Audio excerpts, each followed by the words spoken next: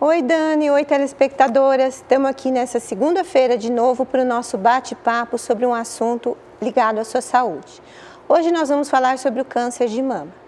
O câncer de mama é o mais frequente dos cânceres femininos e é o que mais mata, mexendo muito com a mulher, uma vez que envolve fatores psicológicos, sexuais e estéticos.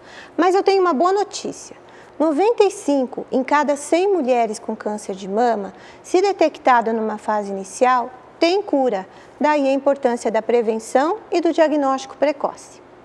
Os principais fatores de risco para o desenvolvimento do câncer de mama são a idade, acima dos 40 anos, mulheres que tiveram a primeira menstruação muito cedo, mulheres em que a menopausa foi tardia, alimentação rica em gorduras, obesidade, hormônios, radiação, mulheres que não amamentam ou amamentam muito tarde e a herança genética.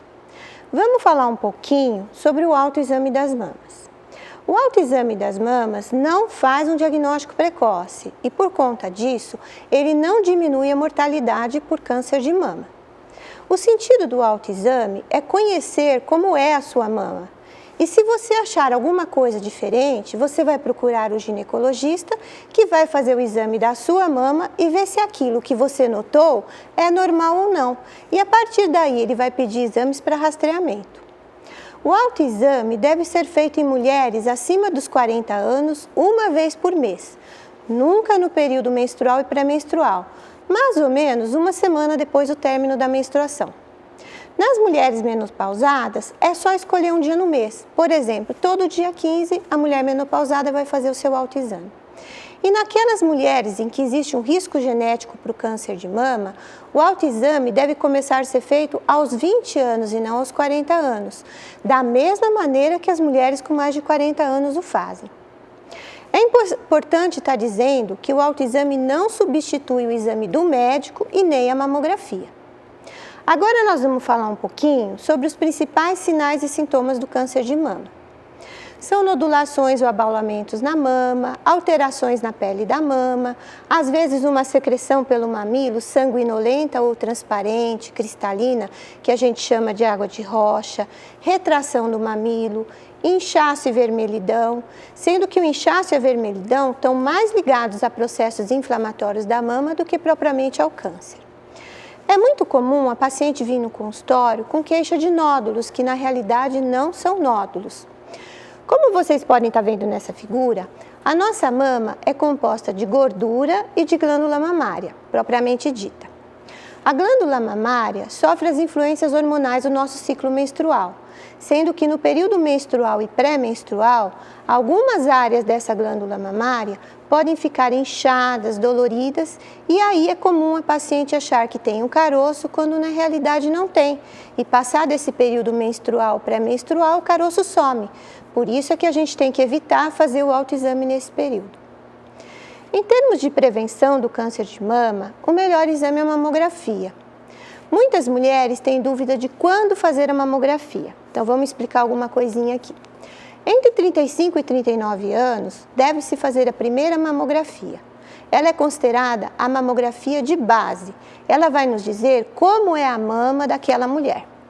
Depois dos 40 anos, a mamografia deve ser realizada anualmente. Aquelas mulheres que têm um risco genético para um câncer de mama, elas devem fazer a primeira mamografia 10 anos antes que a sua parente teve o câncer de mama. Vou dar um exemplo. Se a minha mãe teve um câncer de mama aos 40 anos, eu devo fazer minha primeira mamografia aos 30 anos. Agora, não adianta querer fazer a mamografia muito cedo, porque embora a mamografia seja o melhor método de detecção, ela tem algumas restrições. Como vocês podem estar vendo nessa figura, a glândula mamária, na mamografia, tem esse aspecto todo branco, sendo a gordura mais escura, e é o que dá o contraste. Na paciente muito jovem, a imagem é toda branca, não sendo possível a visualização de um nódulo. Para a prevenção, nós temos também o ultrassom de mamas, que ele é usado para complementar a mamografia naqueles casos de dúvidas ou quando a paciente for jovem. Já a ressonância magnética é um exame bem mais complexo e é pedido apenas nos casos em que ficamos em dúvida das imagens da mamografia e do ultrassom, ou naquelas pacientes de alto risco para o câncer de mama.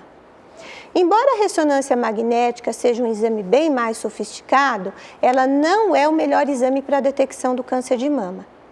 Quero deixar bem claro que é importante seguir todo um protocolo, onde o exame principal é a mamografia.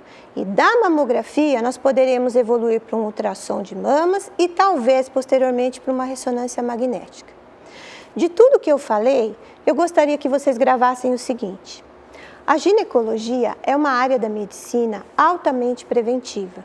O fato de você ir periodicamente ao ginecologista não significa que você não vai ter um câncer ginecológico, mas caso você venha a ter, você vai detectá-lo numa fase inicial e isso vai ter a possibilidade de cura.